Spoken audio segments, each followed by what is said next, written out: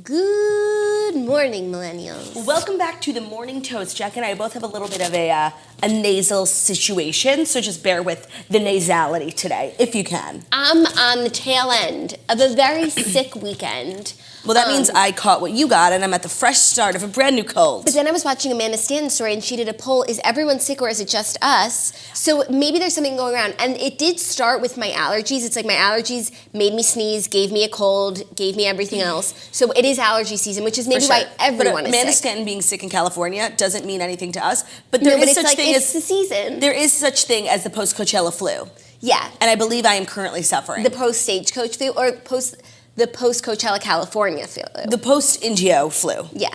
And that's what I'm suffering from currently. I'm doing better. It's now in my throat, so it's phlegm season. You know what's so funny? It's better than snot season. That's true. You know how whenever you're sick with different types of sickness, you're like, oh no, this is the worst type of sickness. Like when you have a bellyache, like you have the runs, it's like, there's nothing worse. But then it's like you have strep throat and you can't swallow, you're like, oh no, this is totally worse than that. Oh, I'm the complete opposite. I'm like, well, at least it's not this. Oh, that's so positive. And now it's like, I'm not even in that much pain, I'm just like complaining, but my ear is killing me, like it's mucused up, and I'm like, this is the worst of all the illnesses. And honestly, it is, my ear hurts so bad. Oh my God, I'm so the opposite. And also, when I'm so sick, when I'm in it, then and I'm on my worst day, I'll be like, well, at least this is the worst day, and it can only go up from here. No, that's such a great outlook on life. I literally have the complete opposite. I believe that's what they call glass half full. Yes. And I'm much more of a glass half empty kind of vibe. Yeah, but apparently you suffer pain, like in a way that no human ever has. It's true. And you know that redheads technically have the lowest tolerance for pain. So biologically, I am in more pain at all times than you are. Isn't that crazy to think about? But you would never know it. No, that's not true. Yes, it is. It's like, okay, redheads are prone to. Like if someone punches me and punches you, same amount of force, it will hurt me more. But here's the thing. It hurts me more, so how can you argue with that? No, but you don't know what I'm feeling. No, I know exactly how you're feeling because I know I'm feeling 35 times worse. Okay, sure. Maybe you're a redhead. Maybe you got that gene. Ooh, and I just got the color. Little crossover of the DNA. A cross-pollination, 23andMe. Do we have an ad today? No, next week. This week, actually. But we do have an ad because today's episode, did you know, was sponsored by Robinhood? I did not know, but that is so exciting. It is so exciting, and thank you, Robinhood, for being a continued partner of the Toast. We truly appreciate it. Continuing to make us better and more sharkier. Robinhood is an investing app that lets you buy and sell stocks, ETFs, options, and cryptos all commission-free. While other brokerages charge up to $10 for every trade, Robinhood just doesn't charge any commission fees, so you can trade stocks and keep all your profits. Plus, there's no account minimum deposit needed to get started, so you can start investing at any level. I started with $10. The simple, intuitive design of Robinhood makes investing easy for newcomers and experts alike. Views easy to understand charts, market data, and a place to trade in just 4 taps on your smartphone. You can also view stock collections such as 100 most popular. With Robinhood, you can learn how to invest in the market as you build your portfolio. Discover new stocks, track your favorite companies, and get a new custom notification for price movements so you never miss the right moment to invest. Robinhood is giving listeners of the Morning Toast a free stock like Apple, Ford, or Sprint to help you build your portfolio. Sign up at toast.robinhood.com. I just had a great idea. Today is Snitch's birthday. Snitch, wherever you're sleeping right now, happy birthday. We know you're sleeping good because I gave you some CBD last night. Oh, did you? Mm-hmm. Nice. And we had such a fun day yesterday in honor of Cinco de Snitch. But we should get her some stocks for her birthday. Like Kanye. Yeah, because all she really wants is cash, and that's so tacky. It's stocks. So tacky, and it just, she runs through it, Yeah, it's tacky-o, but if we set her up on Robinhood with some stocks. Or a long-term bond with a high yield. I think the yields would be so high. I think so too. That's actually a very nice gift. Yeah. When Kanye got that for Kim, obviously we wouldn't be getting Margot $1 million bonds. No, maybe more $100. You never know. If you bet on the Kentucky Derby horse, you would have made $2 for every dollar. No, but the one that won was 65-1. Well, the one that won was then disqualified. And so the one that won. The one that won, I thought it was 65-1. That's what Ben told me. And Ben doesn't know a lot, but Ben knows everything about gambling. Well, we have a story on it, so we'll get to the specifics. And Lots happened this weekend, specifically last night. A lot happened last night. I caught up on a lot. I watched a lot of movies. I watched 3 Netflix movies that we've been talking about that I would love to discuss. We'll do that at the end of the show. But I've been so behind on teen romance films, and now I just young adult. I wasn't following Maya Mitchell, and I'm still not, but I might soon. I have lots of thoughts on Maya Mitchell. We'll talk about her at the end of the show. We'll talk about Game of Thrones. We'll talk about my big tour announcement at 12 p.m. Eastern Standard Time, which I think everyone knows what it is, but I don't care because I'm really excited. And I watched Beverly Hills. Did you? No. Okay. Oh, wait, what happened? No, I didn't. They went to the lunch. Where were we? We were in everywhere. Stagecoach. Oh, Las Vegas. No, yeah. I didn't watch. Okay, I watched last night, so we could talk about it later this week, and I still Okay. haven't watched New York. But anyways, do you think it's time? Let me see. Am I ready? I guess, yeah. Okay, I'm ready. Okay, it is time for the Fast 5 stories that you need to know before you wake up and take a bite out of your morning toast. First story, the big story of the day. Meghan Markle and Prince Harry announce arrival of the royal baby boy on Instagram. You know what's so funny? I wouldn't consider this the story of the day. I mean, like everyone else would. Oh. I'm just like so much more invested in this Busy Phillips cancellation. Okay, but we have to but I'm give happy people for what Meghan. they want, and it's a royal baby announcement. I mean, do you think it's just a coincidence that it's on Snitch's birthday? Okay, do you think it's a coincidence it's on the Met Gala day? Because I have a thought. Like, like years ago, there was literally no shot in hell Meghan Markle would have ever been invited to the Met Gala. This is the first year where not only is she eligible, she might be too famous to go, and she couldn't go because she had to give birth. Like, do you think she hates her kid a little bit because No, I think they took away the Met Gala? Au contraire. It's like, I couldn't go to the Met Gala ever, and now I'm bigger than the Met Gala. Now my baby is bigger than the Met Gala. My placenta is bigger than the Met Gala. Has any royals ever been to the Met Gala? I really feel like they're too famous for it. I feel like, well, I don't know if, Windsor family has been. I feel like Princess Di could have gone, though. She would have, she was thirsty, For sure. She was like the original influencer. No, totally. But Still influencing people to this day. some of the, I feel like Kitty Spencer will be there this year. Okay, yeah, I mean, No, so some of top the tier. ancillary characters. Yeah. Top tier IDK. Beatrice and Eugenie, for sure, if they were invited, they could go. Yeah, if they wanted to go, they could go. Yeah. I don't know about the Windsors. I don't know about the Windsors either. Okay. So she gave birth to a boy. She gave birth Speculation to a on boy. name. Ooh, Margot? Oh, I like that. What about Claudia? There were There will literally never be a royal person named Claudia. No, but there might be one named Margot, named after Princess Margaret. Actually, maybe there'll be in a monarchy, in somewhere Latin where they would name Claudia. Yeah, that's a Spanish name. Like Barcelona. Do they have queens there? Yeah. They actually, I think there is a Queen Claudia. Yeah, she's right here. Hey. I think the name will be Arthur. Oh, I like the name or- Arthur. I don't know. Then they have an Arthur and a George, and Arthur George. Ooh, it all comes back. Kardashian influence, sprinkling their socks all over Kensington Palace. I had seen some 3 royal baby name suggestions that were deeply rooted in history. Louis, or did they use that one already? Actually, David's not a good one because he abdicated the throne. Wait, the And third then he was a child. Nazi. The third child of Kate, what's her name? His name? Louis. Oh yeah, so they can't do that name. No, they could do Arthur. Yeah, you said that already. Yeah. Wait, hold on. Maybe People Magazine has the speculation. No, People Magazine having important details? No, it can't be. No, but all they have is speculation. Yeah, no, I saw Arthur. I saw Arthur. I saw one. Okay, royal baby. I should go to Melanie Bromley's Twitter for this. Oh, we just need to conference Melanie Bromley in, and she'll tell us everything. Royal baby name predictions. We should bet on this. Yeah. Oh, Theodore, I think, actually. Oh my God, Which of course. obviously I would love. Because then there would finally be someone on this Okay. planet who is worthy of the name Theo just as much as Theo is. Here are the 3 that I saw. James, Love. Edward, Meh. Arthur. Yeah, no, it's names like Arthur and Edward. It's hard to be an infant and be Arthur because you just Why? expect. But then you're like Arthur. No, but then you just expect Arthur to roll in You're with his. like Arthur. You just expect Arthur to roll in with his Rolodex And his fist. and his briefcase You get and it? his bifocals. No, that's why I'm not responding. The Arthur meme of the character, the Oh, cartoon. yeah. I thought it was a historical joke about King Arthur. I'm like, I don't know. No, just a cartoon. Agreed. It's hard to be baby Arthur, but once you're royal, you can be whatever you want. But I like the name James. I like the name James too. Interessant. Yeah, no, I just Do feel you like wanna place Megan's a bets? little always off the beaten path. Right. She's different. She's if there's speculation, she's not doing it. With George, that was one of the top names that people thought it was going to be. And of course, Kate follows all the rules and she did it. But Megan's a little different. She's moving to Africa. She moved out of the palace. also- She wore an ugly wedding dress. Maybe she's not going to choose a historically royal name. But also, Kate's first male boy is going to be king, and he has to have a king's name, and George is a king's name. Megan doesn't have that pressure. Sure, I'm She just can saying. be off the beaten path. Well, because she is. Okay. Whatever. Do you want to place bets or no? Okay, sure. Obviously, I'm going to put my money on Theodore because that name has brought me so much luck. Okay, I'm going to put my Or money... actually, no. I'm going to put it on Mufon. Remember when they named Theo Mufon? It's dark times. Yeah. Okay, I'm going with Theo. You're going with Theodore? Okay, I'm going to put my money on Arthur just because it was the name that stuck out to me. Winner has to pay the other, The loser has to pay the other $10. Oh, okay, I could do Yeah, that. it's nothing crazy. I could swing that. Yeah. I mean, I did have a mighty big dinner last night. We're not so. trying to get arrested on this show. I did have a mighty big dinner for 5, in which 2 people only brought money.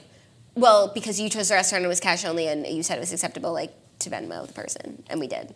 Oh, it's funny. I didn't get a Venmo. No, because you didn't pay as much as you thought. You paid for 2 people. Yeah. And then you told Margot Lewin that she didn't have to pay you. I did? Yeah. So you did that to yourself. Oh, she has a Venmo request coming at her very soon. I was so drunk last night, and like honestly, I swear there was vodka in my Peniel vodka because I got more drunk after dinner. Like usually 2 bowls of pasta will sober you up. For me, I was flying. You were high on life. Do you want to hear the saddest thing that happened to me? Yes, I know this. No, you don't know. Is it about the cab? It is, but you don't know the specifics. Okay. So after we left, it was raining all day yesterday, but then it obviously came down when we were leaving the restaurant, and there was no way to leave. Just go on the sidewalk. You had to like walk around the corner, waiting for our Uber. I put the pin in the wrong spot, and I moved it again to the wrong spot, and I couldn't move it again, and then the driver was confused, so I had to cancel. Got a new Uber, and then it was saying it was dropping someone off on its way to me. Oh, I hate that. But then that went away, and then he was just here. I checked the license plate. I go up to the car in the rain, and there's people in the car, and he still hadn't dropped them off. And he had to go all the way around. How did you And by find... the time I got into the Uber, everyone else was already home in their pajamas. That's a terrible feeling. It was so horrible. I couldn't believe it was happening to me. Oh my God, I can't believe you. There's nothing more mortifying than opening an Uber door when like someone's in there. I didn't open the door, but it was even sadder. I was like, That is so fucking sad. it was pathetic. So, anyways. Don't mind me, I'm trying desperately to pop my ears. Oh. You know when you hear that like in your ear? Yeah, the crackle, snap, crackle, pop. You need a piece of gum. Why don't you try yawning? Bitch, I've been yawning all morning. I know. Naturally. Well, mazel tov to the happy couple, the new parents. I'm excited for them. I got it.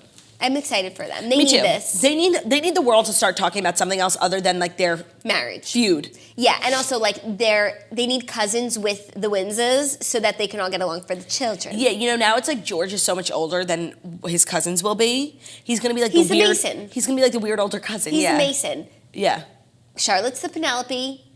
Louis is the Rain. Arthur is It's the North. Yeah. King of the True. North. I was just singing that. I can't. It used to be that I couldn't say the word North without thinking of the Kardashians. Now I can't think of the word North without thinking of Game the of Thrones. King of the North. Yeah, my brothers. Brothers is my favorite word that they pronounce in Game of Thrones, like because it's BRUTH, brothers.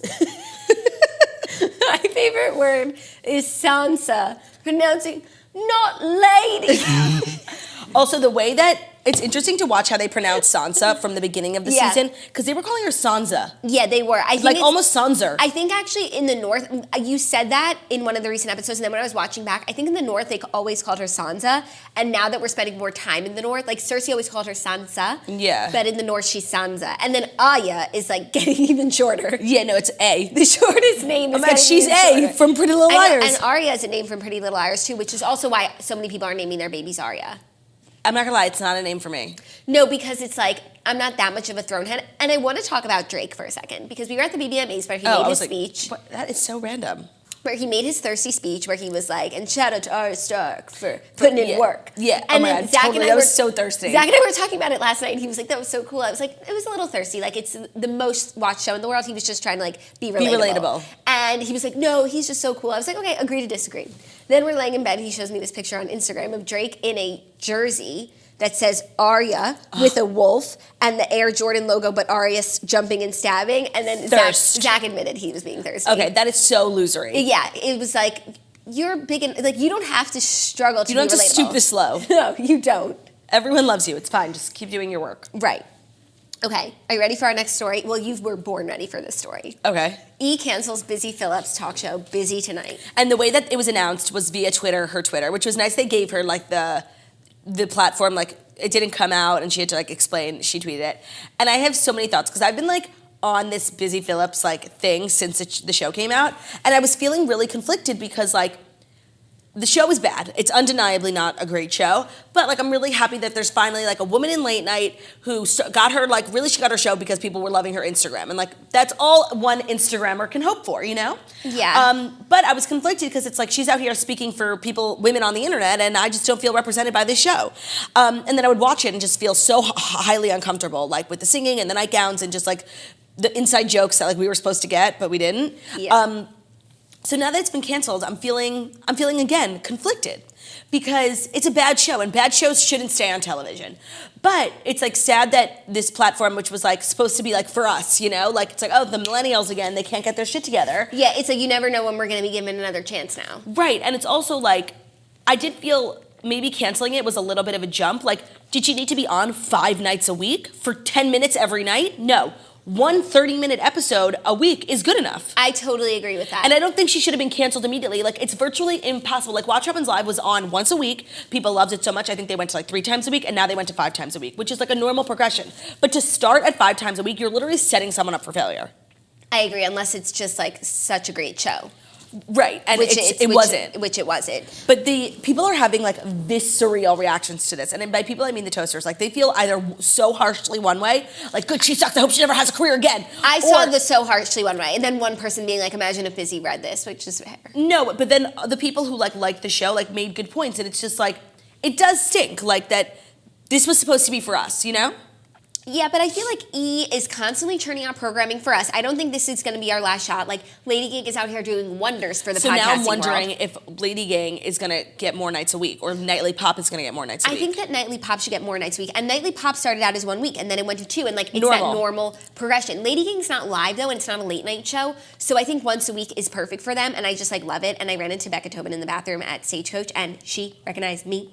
I love her. I love her so much. At first, I was just like trying to be normal, and then when I got out of the stall, I was like, oh, that was me yesterday with Jamila Jamil. Oh my God, yeah. Oh my God, I ran into Jamila Jamil. We were standing outside Soho House. She was walking in, and I like was so wasted, and I just like stumbled in and like attacked her. And she was definitely feeling very threatened by me, but like I didn't care. I just like told her, you know, I've never met someone and been like starstruck by an activist. Do you know what I mean? Like, usually it's like a singer, but like she's like a true activist. Like, I'm struck by your activism. Yeah, and like she's also an actress, but like I am here for her activism. And I was just like, I didn't even know, how do you compliment someone's activism?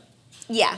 I was like, you're doing such great work. I love you so much. Like, that's how. Yeah, like that was how. And she definitely thought I was an animal. And we took a picture in the lobby, and I got yelled at because there's no pictures in Soho House. And I apologized profusely, but I had to post it. Oh God, we've got an email, strongly worded email coming I got a strongly worded email coming my way, and you know what? I deserved it.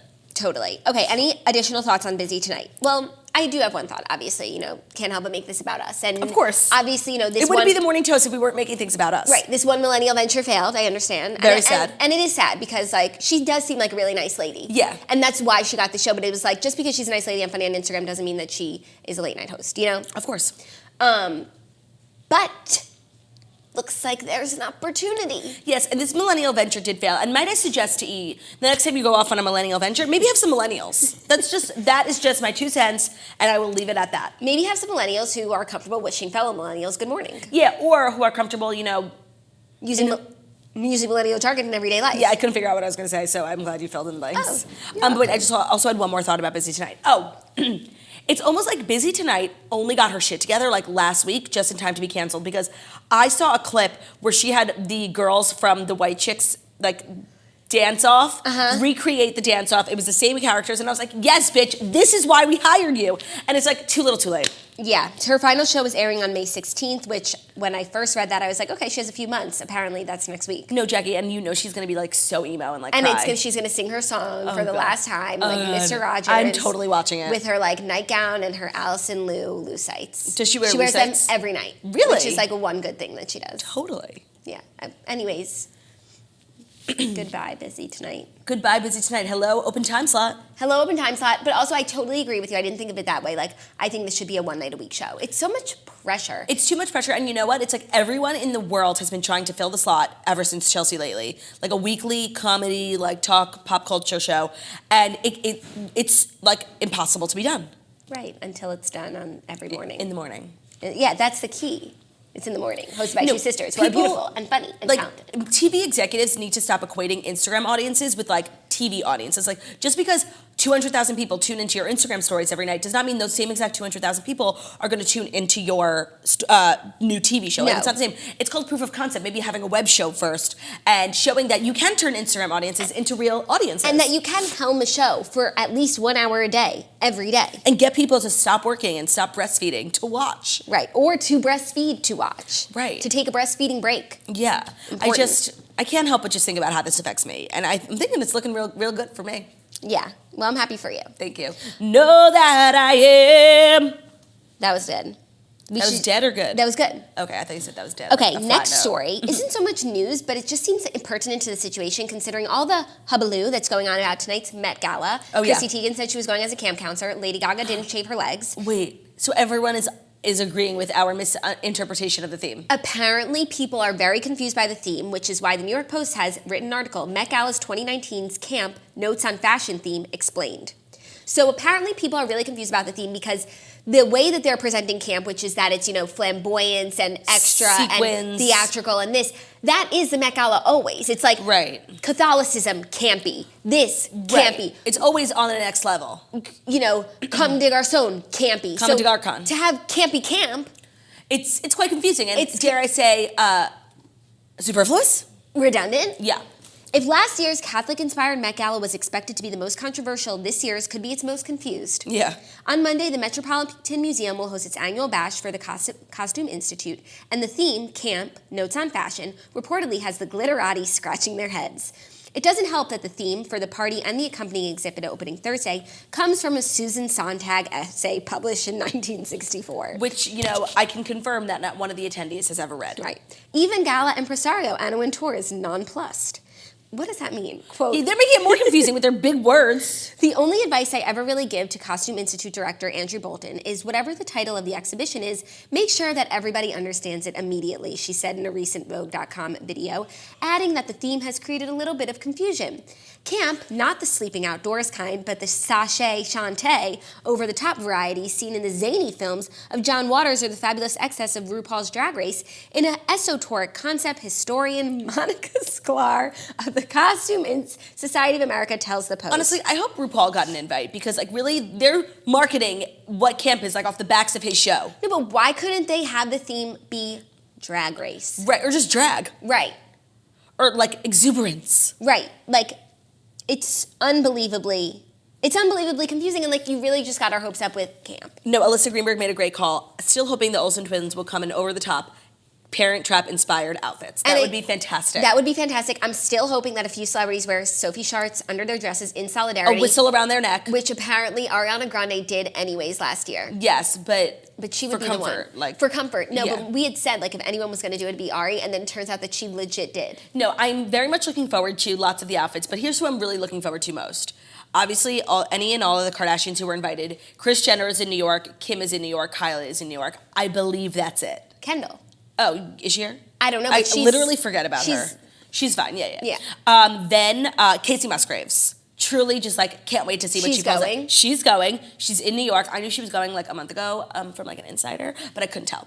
And then Lady Gaga, I'm really just truly looking forward to. And there has not yet been confirmation on whether or not Taylor Swift will show up. And I'm looking forward to her outfit. I think she will 1000% be there. Well, she's on the board, but this is not her year. This is the Harry Styles, Lady Gaga year. Yeah. But the Harry Styles of it all, And if she goes, will she go with Joe? I think she's going to do it all because she is working the press. When she did Reputation, she did no press, she did no articles, she answered no questions. And now she's back on the grind, and that requires showing up to stuff BBMAs. And at least Met Gala is prestigious. I'm really hoping that she'll go. And she's going to come in a pastel dress, being campy as hell, and a look approved by Anna herself, where no one can say anything bad about her. What designer would she go with? She just has so many conflicts, you know what I mean, with different celebrities and different people. So it's she can't be sitting. If she's going to Stella McCartney, who else is going to Stella McCartney that she can sit with? Yeah, because you have to sit at the table of your designer and all the people your designer brings. Sit with whoever Gigi's Oh yeah. She has model friends. I have a feeling Lily Aldridge. Oh yeah. Martha Hunt. I have a feeling. Carly Kloss, whoever Carly Kloss is with. Hopefully, I have a feeling. Here's what I'm thinking. I'm thinking that Casey Musgraves is going to go with Versace. Okay. Because she wears them a lot, and they respect the hell out of her. Mm-hmm. I'm thinking Taylor Swift. I also think Lady Gaga is going to go with Versace because she was the face, and she just always is looking like Donatella. I think that Taylor Swift is going to go with something more subtle, laid back, like a Stella McCartney. Yeah. A more refined British brand. Yeah, or even a Givenchy, and definitely a brand with a woman at the helm. Yeah. Because everything she's thinking of it all, Yeah, she's just thinking about every which way people will perceive it. Nicki Minaj is rumored to be coming. She went with Moschino last year with Cardi B, and then a month later they were beating each other up. Right. I think she'll go with Moschino again. Me too. But what about Cardi B? I think Cardi B will go. Like if you were Jeremy Scott and you could only bring one of them, because I'm sure they're not going to sit together anymore, who would you put like your brand in the hands of? I Like, would go currently with Cardi B. Me too. If I were Jeremy Scott, because I think she's a better time. Yeah. I think she seems like she's like more fun and probably easier to work with, and brings more to the table. And literally. I think that's like what he's interested in, because his brand is in good hands with either one of them. Yeah. It's very interesting. You know what I'm interested in? I'm interested in who are going to be the new faces, like new people who are invited. Yeah. Oh, you want to hear an interesting factoid that I found to be well interesting? You know I would. This is Haley Steinfeld's going. It's her 9th Met Gala. I found that to be so interesting, and she posted like a video metamorphosis of all of her looks, and it's like you can see the clear difference in when she got that stylist for her 21st birthday. Yeah, and when she was True Grit and when she was not. No, and when she was just a member of Taylor's squad, like being a wiener, she probably had braces, and then like someone gave her the gift of a stylist, and it changed her life. Changed her life, and it changed my life. Like seeing these looks on her, like she is one of now that I think about it, she's truly one of like my fashion inspiration people. Me too. Who would have thought I'd ever say that? And she's also really one of the most beautiful women. You know what I'm also interested to see? I'm interested to see some new couples and some new fake couples, because last year we got Shawn Mendes. Oh wow! How much happens in a year? Haley Baldwin showed up last year with Shawn Shawn Mendes, Mendes, and now she's married to Justin Bieber. I'm excited to see the two of them because she Me too. always slays. Yes. And you know who I'm excited to see? I can't believe it. Nick and Priyanka. Oh my God, totally. And Sophie and Joe. Sophie and Joe. I hope that Kevin and Danielle get an invite. I really hope that Kevin and Danielle got You the know they're invite. not, but like they should. That and not even because like I feel sorry for them, but because like the J sisters are an unstoppable force, and the Jonas brothers are an unstoppable force. Oh my God, Jackie, I didn't even think about that. Like if they don't get invited, like I will literally be heartbroken. Even though like in my mind I know they're not going to be there. No, but like it's not even because I would be heartbroken. It's like I want the forces. Like I want they're the unstoppable six. You know, the core four is nothing compared to the 6 chicks. Right. So I'm really excited, and that's just so crazy because last year like you couldn't have paid me to believe. Yeah, no, it's true that they were a real couple with their trench with their coat. Burberry. Yeah. Yeah. I wonder if they're going with Burberry again, because that's really where it all started for them. Yeah, no, I mean, I'm here for it. That's such a good call. I forgot about the J sisters. Totally. Sophie Turner obviously gets invited. Joe Jonas obviously gets invited. It's wildly fascinating to see who gets invited and who doesn't. And I would, like, we could never, but I would love if Anna Wintour gave us, like, an in-depth, you know, look at, like, so you get invited by a designer, but then you also have to be approved by Anna. So it's like, I wonder how many people get invited and then don't get approved. Right. And, like, what's the criteria for not getting approved other than being just, like, reality TV or just like not fashionable enough? I believe Erica Jane is going. With Marc Jacobs? I don't know with who, but I believe she's going because she works with Vogue, so she wouldn't get turned down. I'm almost like 90, like I'm pretty sure she's going. That would be like one small step for Erica Jane and one giant step for Bravo Kind. Yeah, no, I do believe she's going. I don't know why I know that, but I'm pretty sure. No, that sounds like it makes a lot of sense. Yeah.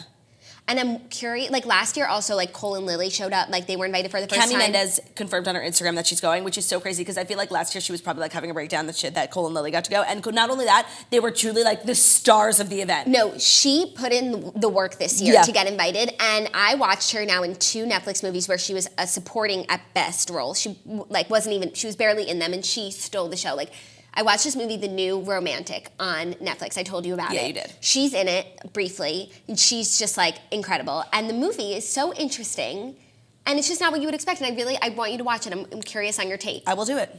Then I also watched The Perfect Date, which you and Snitch hated. Which one was that?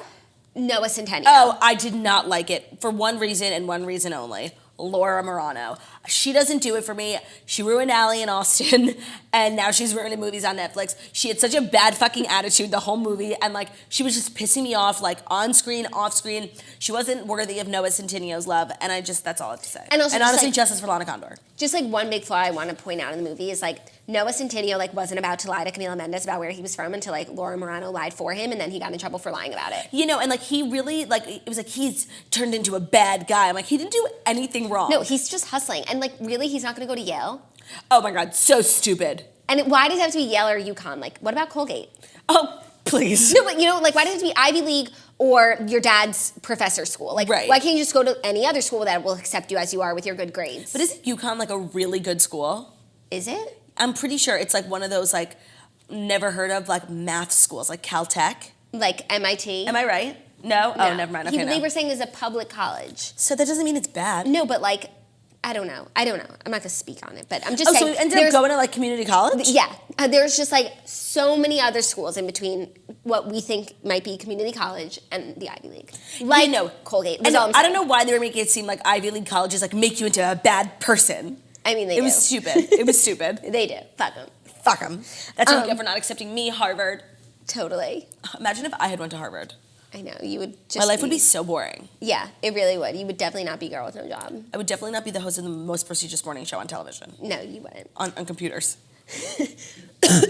Sorry. I think we should mute me for a second. I feel a little phlegm. Okay, go. Okay, we're all good. Good to go. Next story, a little box office biz news. Avengers Endgame passes Titanic globally with $2.2 billion. So now it is the second highest grossing film of all time, only behind James Cameron's Avatar, which made $2.8 billion. And at the speed that Avengers is going, it is set to pass it, which is also crazy that James Cameron was responsible for the number 1 and number 2 grossest movies of all time. No, truly, Avatar was gross. No, and whenever I think of like box office hits or whatever, I always think about Entourage when Vinny gets to play Aquaman, which is just so weird, like the genesis of Aquaman and like where it is now with the true Aquaman, Jason Momoa. Who like Vinny Chase pales in comparison to. But the whole thing was like, we want to beat Spider-Man, we want to beat Spider-Man. Spider-Man was like the all-time best weekend opener or whatever, and now it's like, movies like are just keep topping one another. Like nobody's even talking about Spider-Man. No, but I think it was Spider-Man was the highest grossing superhero movie. Superhero. They were comparing superheroes, but Titanic. Would you say Avatar's not a superhero movie? I didn't see it, so I can't say. I actually saw it in IMAX 3D. Yeah, that's right. I paid $20 for my ticket. Were you stoned as a Rolling Stone? So actually, funny story about Avatar. I was on my way to my high school trip. Which, when you're a senior in Ramaz University, your Ramaz Upper School, you go to Poland and visit the Holocaust death camps, and it's very sad. So our flight was delayed. So it was bad weather, so they had everyone, leave their things at the school and just like take your time. So we went to go see Avatar. So I saw it right before my trip to Poland, and it was just a transformative week for me. Oh, for sure. Yeah. That seems weird. Like, even when your flight's late, you have to get there on time, especially for international. Well, we didn't. That's irresponsible of the school. Maybe we moved to another flight or something. Maybe. All 40 kids. Yeah. No, it was like 100 of us. Oh, wow. Yeah. You had a good turnout that year. Yeah. Interesting. Well, did you like it? Poland or the movie? Movie. Well, as terms in the movie, I did actually remember liking it. I got a headache from the IMAX classes, which I don't like. Poland, on the other hand, I feel as if it was an important thing for everyone to see. For sure. Maybe I Very should. sad. I've seen Poland, so maybe I should see Avatar. Maybe you should. Anyways, congratulations to the whole Avengers team. This is cool. I love breaking records, and everyone is so excited about Avengers. They're equally as excited. I know what happens. You do? Don't spoil. I won't. Oh my God, I would never. Like, just let me know if you want to. You're like that bully in Jacob Tremblay's school. I know. Did you guys hear? Jacob Tremblay tweeted that there's bullies at his school who are shouting Avengers Endgame spoilers at kids who haven't seen it. That is bullying. I believe there's just one spoiler. Well, don't say it, obviously. I'm going to say it. No! No, I'm totally kidding. Well, he covered his ears. Not like I'm ever going to see, actually, but maybe I will see it. No, I would never spoil it. I'm not a bitch. I'm still upset at my friend Rachel Ashendorf, who in the 8th grade spoiled Desperate Housewives for me and told me, spoiler alert, that Carlos got blinded in the tornado. And I'm still mad at your friend Alicia, Yep. who ruined Big Little Lies by theorizing something that I wasn't even thinking about. No, totally. Spoiler alert, I'm still mad at Alicia too, because I was like, you guys, Alicia shared the dumbest theory with me. That's how far off I thought it was.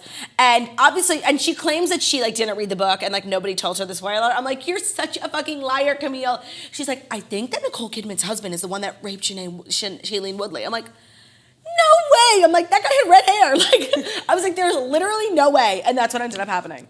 Crazy. I'm excited for Big Little Lies to come Me back. too. However, I'm concerned because the storyline for season 2 seems like they're just trying to escape justice of season 1, and it's we needed a new storyline. Also, I get annoyed when they lack in a real life situation, if a guy was coming after you and you killed him, that's self-defense. Just tell the police. It's all the time. In fucking Desperate Housewives, when they killed Gabby's, spoiler alert, stepfather, I was like, okay, you had cause. He came there to find you with a weapon. By the way, Gabby's stepfather is now a character on Dynasty. That actor, he's also the dad in Ugly Betty. I know, but it's he's so scary and I just know something's going down because he's there, but then he's also the lovable dad. That's he's so weird. So versatile. When I first saw him as Betty's dad in Ugly Betty, he was like home and he was like this humble guy from Queens. Hardworking. Yeah, and he just like loved his family so much and he missed his wife and I loved him. And then literally I got chills when he was on screen in And Desperate now Housewives. he's in Dynasty and I'm getting chills. Wow, that's so funny. Honestly, good for him. Just keep churning out work and premium shows. Yeah, you guys,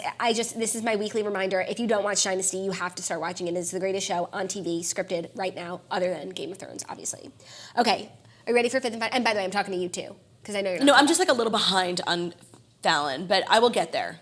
Okay, fifth and final story. In a little sports news, the Kentucky Derby happened this weekend, and Country House, with a 65-1 odds, wins the Derby via DQ, disqualification. Okay, It's so like the worst way to win. the first horse that won was a 2-1 odds, so that was like the obvious choice. Maximum Security led the Kentucky Derby every step of the way except for the final one into the winner's circle. The colt became the first winner disqualified for interference in the Derby's 145-year history, leading to an agonizing wait and an eventual stunning reversal that made 65-1 shot Country House the winner Saturday. Maximum crazy. Security was moved from first place to 17th behind Long Range Toddy, who was determined by the stewards to be the last of the horses affected by the interference. And it's not the horse's fault. So what did he get in trouble for? Interfering with other horses. What does that even mean? He probably, I don't know, it's like, but that's how does the horse know? Maybe it was the jockey who did it. The riders of the 18 Long Range Toddy and 20 Country Horse lodged objections against the 7 Maximum Security, the winner, due to interference turning for home, leaving the quarter pole. We had a lengthy review of the race. We interviewed affected riders. We determined that the 7 horse drifted out and impacted the progress of War of Will, in turn, interfering with 18 and 21, Bot Express. The names of these horses, it's like, was there maximum security at the game? No, it's so confusing, yeah.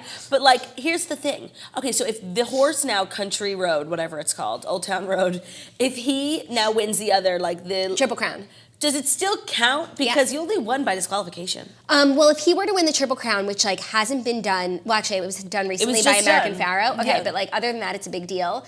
Secretariat. I don't think people would be hard pressed about this thing. So let's see if he gets there. You know. I just can't wait for the movie about this because I love Secretariat. Where's the movie about American Pharaoh? It just happened. Give it a minute. Maybe I he's don't know. still The living. turnaround these days is pretty quick. I'm ready for that Thai cave movie. No, that was so crazy. When Nelson Mandela died, the movie literally came out the next week. And now they're making movies about living people. People can start playing themselves soon. Yeah, Dick Cheney's still alive. And Right. they made Vice. Right. He could have played himself.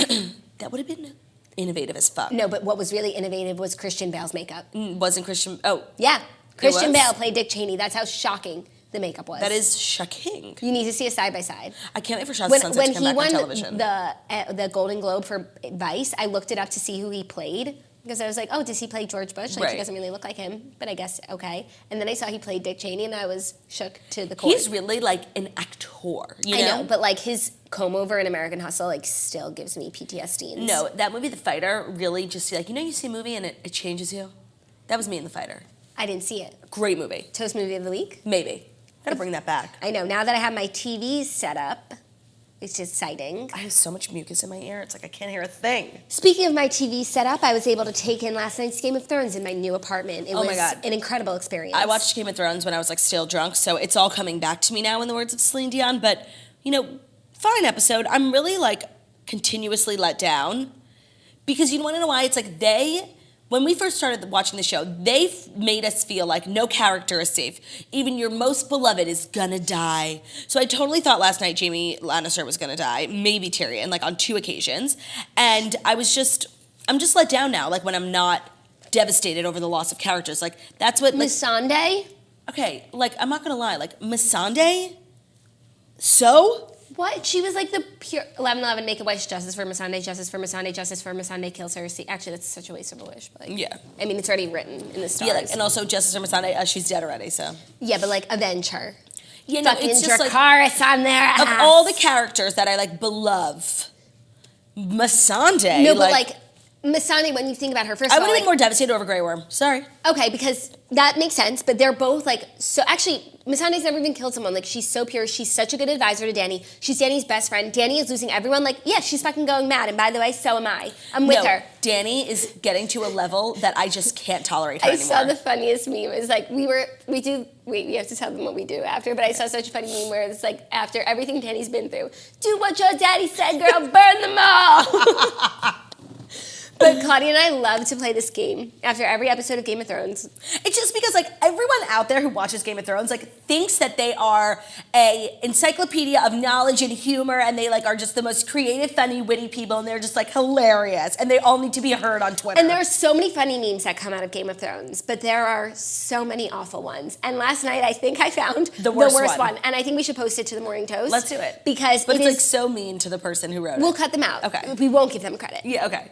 But then will they get mad? That's not the kind of credit anyone wants. Okay, I don't know if they would get mad. Like maybe we should attribute, but like it was. And then Ben was FaceTiming me like talking about Game of Thrones memes, and I was like, wait, I have one that you should post. Like it's fucking epic. And then I FaceTimed Claudia to watch his reaction while he got it, and he was like, I don't get it. And it just because you're not supposed to. It's the worst meme ever. It's the worst meme of all time. So yeah, one of my favorite parts of being a Game of Thrones fan is going on Twitter and seeing like the funny things that are written and pointing out like the things that I might have missed. Like I guess last week I totally missed that when the Night King brought all the White Walkers back to life, he also brought back the people in the crypts. So all of the Starks, Maester Lewin, who were Jon's mother, who were buried there, got brought back to life momentarily. But then when the Night King got killed, they all died, so it didn't even matter. But I just missed that little detail because apparently one of the White Walkers looked just like Maester Lewin. Crazy. Margot Lewin's dad. Yeah. Brought back to life. Also, what it pointed out, I missed, apparently in the scene in Winterfell, when they're all partying and eating, which looks so much fun, there's a Starbucks cup on one of the tables. No. Yeah, with a tea bag coming out. Like, shut the fuck up. Yeah. That really bothers me because I am a firm believer, other than two things that happen in this whole series, that it's the greatest masterpiece of our time. And I will tell you the two things that don't make sense. Well, first of all, the recasting of Dario Naharis without Made any no explanation sense. with someone that looks nothing like him, and we're just supposed to get on board even though that's Liam from Nashville. Not even that. We weren't supposed to get on board. We were just supposed to know that this blonde guy with long hair with big arms is now a tiny little shrimp with black hair. Right, so like that, he's one of the shrimp, but like that ruined like what could have been a perfect eight season series show. Yeah. That's like, by the way, half the population of the world watches Game of Thrones. Yeah. How fucking crazy is that? It was just a huge inconsistency. Huge inconsistency. And another inconsistency is Missandei gets her powers and her youth from the necklace. But in one of the seasons we see Melisandre gets her powers and her youth from the necklace. In one of the seasons we see her in the bathtub like being naked with Stannis' wife, and she's not wearing the necklace. And please explain, because the minute she takes the necklace off, she's an old lady. There might be some explanation for that. Okay, but I agree. Like inconsistencies in and shows. now this strike three of a Starbucks cup. Do you want to hear something so crazy? Like, even though it's regarded as one of the best shows like ever, Friends, it is without fail the most inconsistent show ever. Ready? They had that guy, that actor, John something. Ben loves him. He's like an old Jewish guy. He's like, he was rumored to be dating Adriana from 90210. Do you remember that? No. Okay, whatever. They had him on twice as two separate guest characters. Wait, John, he's an old Jewish guy? Yeah. I don't know if he's Jewish. He's just like one of those guys, you know? Okay, no. Whatever. He was on twice as a cameo, like as two separate characters. Like, what? How weird is that? One time he went on a date with Rachel, and the other time he was like a chef. That's horrible. Yeah. Okay, wait, it gets worse. They had a random woman playing Carol the first season, but then she became like a bigger character, so they had the mom from It Takes Two with the Olsen twins. I can understand. Same. But there are so many episodes where it's like, okay, so you know when we're having a conversation, they'll shoot me from behind and you from behind. So they'll be like showing your reaction when I'm being silent, but I'm still like they have so many inconsistencies. And wait, one time they had a stand-in for Monica, just like for the back of her head, and they actually like left a clip of her in there, like of this random girl pretending to be Monica from the front. Oh my God. It's the most inconsistent show. In some episodes they spell Rachel Green Greene, and sometimes they spell it Green. That's really fucked up, but like, I feel like that happens on so many shows. TV's turn out really quickly. Like, there's a lot of room for error. There's a lot of goofs.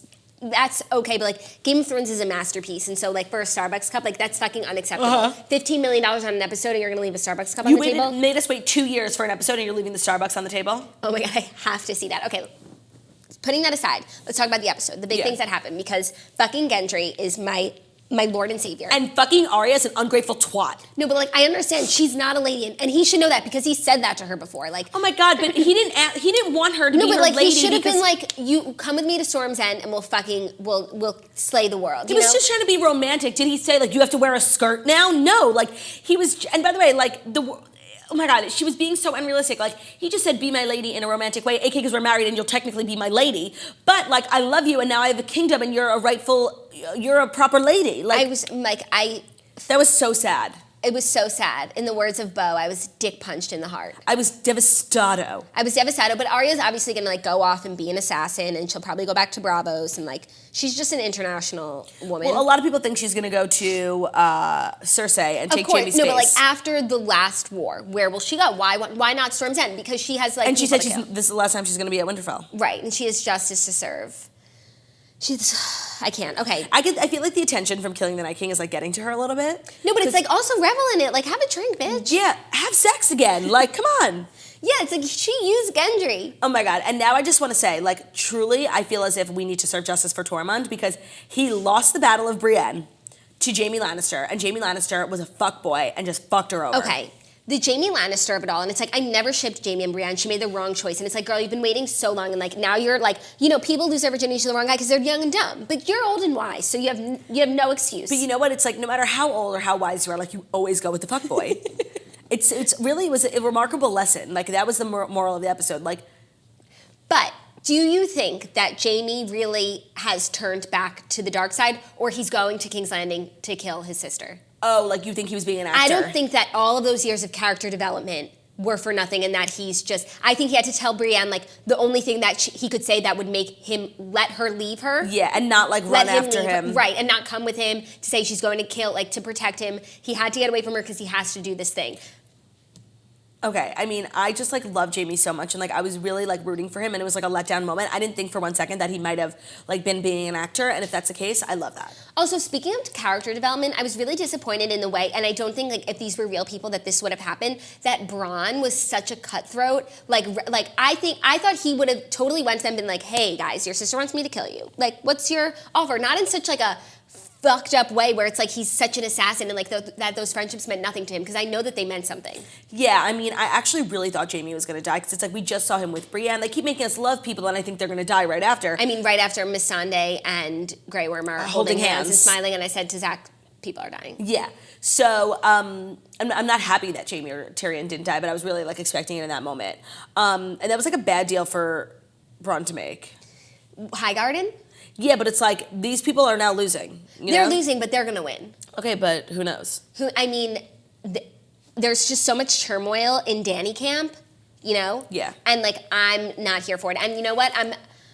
Okay, I would love to hear your thoughts on Lord Varys, because I know you've always thought of him to be like the true moral compass of the realm. He serves the realm. And I'm totally on his side. Dany's out of fucking control. I'm on his and let's we not forget, she's not the rightful heir. That's literally the only thing that matters. I'm on his side because I know that he's right, but it's like, cut this girl a break. She took her armies to the north. She lost everything to save these people. And now, you know what's going to happen to her? She's going to go back to fucking Volantis with nothing, right where she started, with nothing. She raised armies, went to take the Iron Throne, and she got kicked to the curb. But it doesn't have to be nothing, but she's greedy as fuck. She needs to really be humbled and take a fucking seat and realize you're not the true heir. Okay, so where's her place? But if you marry Jon, you could serve together, but they said she's too strong-willed. Okay, but you can't want everything, have no right to it, and then not accept half. Right, but no one's offered her that yet. But she should marry Jon, and they should rule together. Agreed, but Jon really is, and Lord Varys said it best, the men who don't want to rule make the best rulers. I don't know, but then like last week, Jon was so fucking useless, and it just like made me question him. And don't also, let one battle,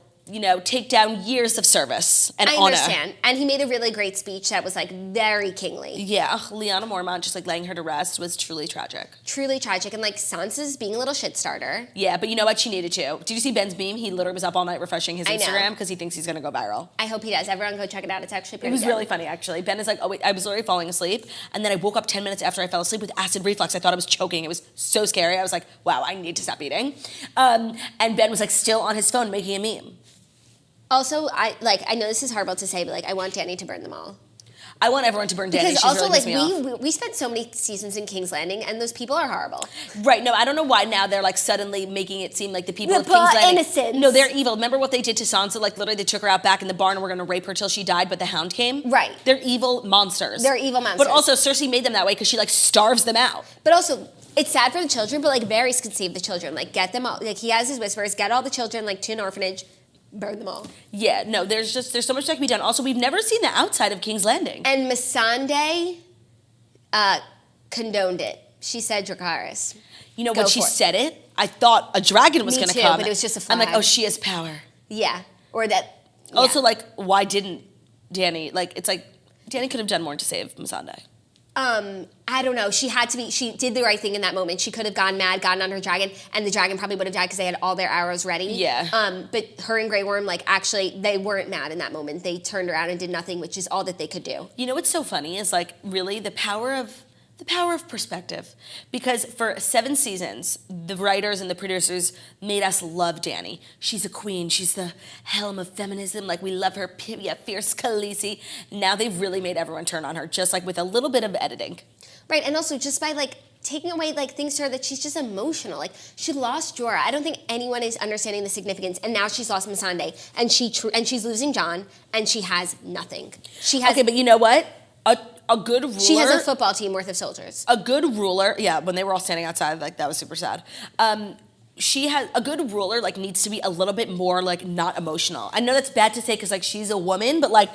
I don't know if it's because she's a woman or just because she's very emotional, but like when you're a king, people die. And when you're a queen, you see ones you love go to war and you die and it's all about honor. And like she has got to like tighten her shit up a little bit. Agreed, she's being emotional, but she has yet to act on her emotions. She's emotional, she leaves the room. She's emotional, she yells at someone. She doesn't burn down cities. And so I don't think she's gone mad yet, but she might be mad now. And I'm telling you, how many times are they fucking gonna try and reason with Cersei and lose important characters? Yeah, they need to learn their lesson. They lost the dragon over it. Yeah. They lost... The wall. The fucking wall. No, I agree. They need to stop, like, humanizing Cersei because she's truly an evil bitch. But, you know, Euron starts doing math in his head when Tyrion's like, you're pregnant. Yeah, and, you know, as I was falling asleep last night, I'm like, I don't know if they, like...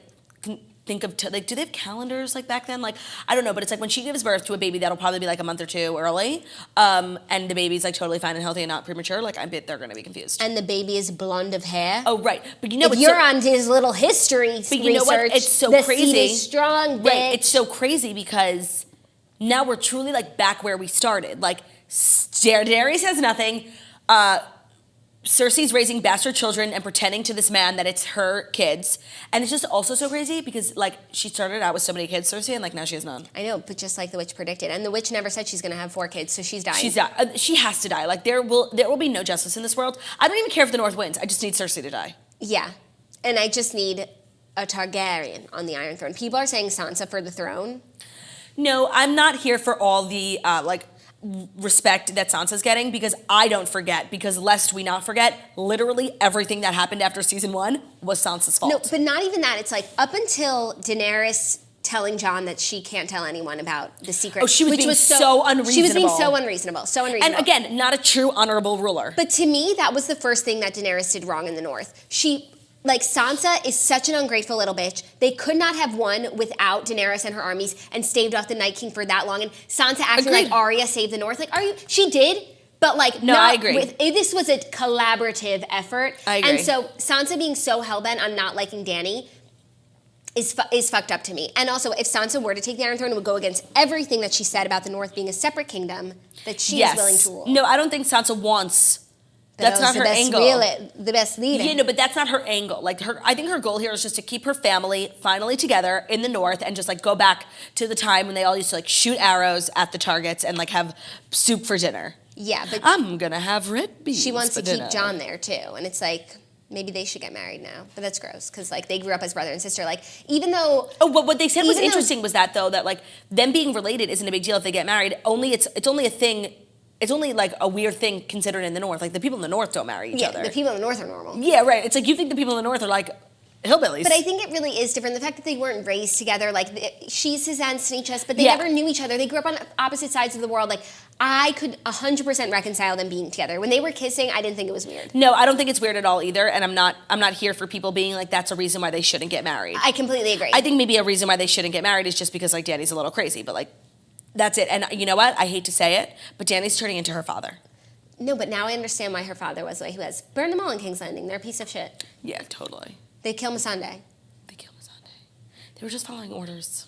I know. I mean, don't really burn them all, but like, burn them all. But like maybe. Not at the time, and like I still think that the Mad King, even though, are we ever gonna get any clarity on like who the Night King was? You know what? I have a feeling like If they want to make this season good, I have a feeling we're not done with the Night King quite yet. We have only 2 more episodes, and next I know. week And by is the the way, week. now more than ever, I'm feeling my call about 7 and 8 being one season. Of course, but Season 7 was only what 8 episodes. This is 6, which really could have been 3. Of course, it could have been one season, but like this is a cultural phenomenon, and I'm so sad. I hope they have another episode next week of nothing, just so that we get 2 more episodes after that. Like I never want it to end. Yeah, and 2 more episodes of The Toast talking about it. Ugh.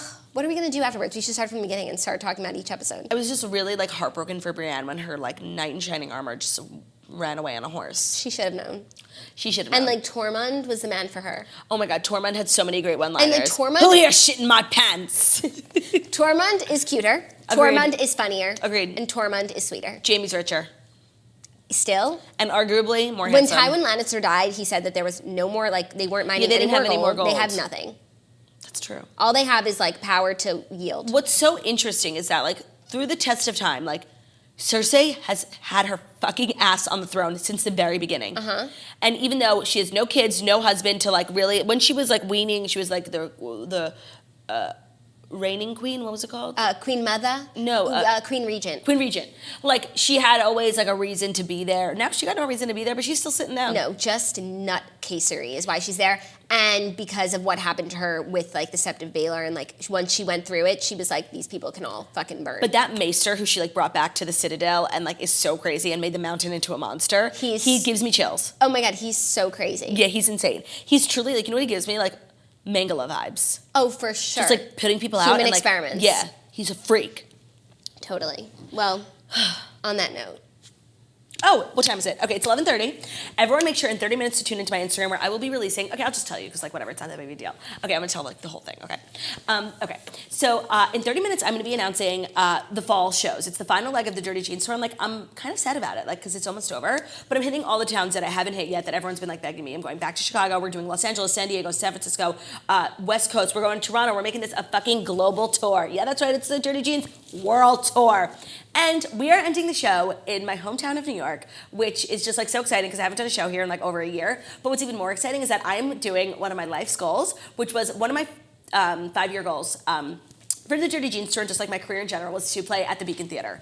And I was like, oh no, I can't, because like Jerry Seinfeld plays there, and like I'm truly a Pitscola just compared to Jerry Seinfeld. But I guess like I am Jerry Seinfeld because I am playing at the Beacon Theater January 25th. Everyone has to buy a ticket for you, your mom, your dad, your sister, your brother, your cousin, your friend that you don't even like, because I'm like so afraid that they're gonna like regret offering me the Beacon Theater because like no one's gonna come. So like everyone has to come. Tickets are going on sale tomorrow. I'm just like announcing everything today, giving you the links, getting you prepared, the access code. Patreon members, you get access tomorrow. If it sells out on Patreon, honestly, like that's a you problem because I'm really excited about that. That is truly your cross to bear. If it happens. So I'm giving you one day to become a Patreon member. The Morning Toast, patreon.com/Morning Toast. That's on you. I'm sorry if it sells out. I'm sure some of the meet and greets will sell out, but I don't think like the entire show will sell out. Hopefully, like who knows? Maybe I don't know. What a horrible problem to have. I know. Everyone's like, "What are you gonna do?" I'm like, "What are you gonna do?" I'm Celebrate. fine. I'm going to the bank. Like I'm good. Okay, so on my Instagram, I'm gonna do the full announcement with dates and everything. It'll be on the website. Tickets will go on sale tomorrow, 10 a.m. local time, which literally took maybe 2 hours for everyone on my team to explain to me what that means. I'm like, yeah, okay, 10 a.m. I'll tell everyone 10 a.m. No, so it's like 10 a.m. in the place of like in LA, it'll be 1 o'clock here. So what city you're buying tickets for, it's 10 a.m. for the city you're buying tickets for. Except, so if you're planning a trip to New York and you live in LA, but you're buying shows in LA at 10 a.m. New York time, you got to wake up early. But for the New York show, I wanted to like make my own special time slot because like that's like so that's noon. Okay. Noon worldwide. Noon worldwide. Noon Eastern time noon worldwide. Eastern time. Yeah. So wow, time I'll zones. put it all. I'll make sure all the Facebook groups, everything. Just stay tuned on my Instagram. I highly suggest everyone become a Patreon member this month, just so you can get the tickets that you want, good seats, VIP, the whole thing. And then you also get access to the 20 past episodes that are premium as hell. And and we're doing an episode tomorrow probably of the Met Gala, like recap, outfits, drama, blind items. Right, like we're gonna recap the Met Gala lightly as a story on the show, and then we're gonna get into it. Yeah. On the Patreon.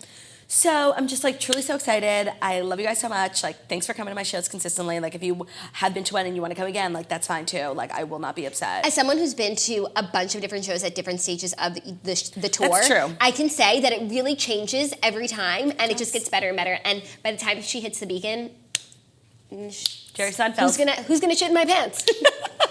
So yes, check out my Instagram. Get your shit together. Thank you guys so much because like obviously no one would have offered me the beacon like if it weren't for you guys. So I very much know that. For the power of the toast. And I'm very much grateful. So thank you guys. I can't believe I said it. Okay, so I'm gonna do my announcement in 30 minutes, but like the true toasters will have known because they watched live. So Totally. We will see you tomorrow. Love ya. Bye.